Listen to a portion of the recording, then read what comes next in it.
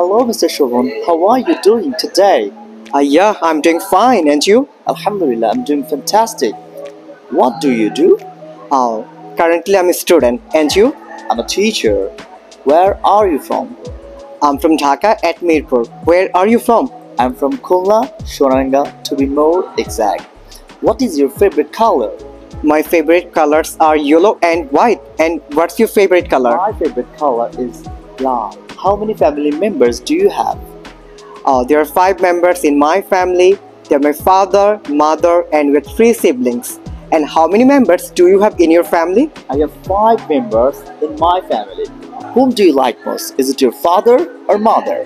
It's a tricky question for me. I think I like my mother a lot because my mommy helps me in different sectors. And you? I love both father and mother. What is your favorite sport?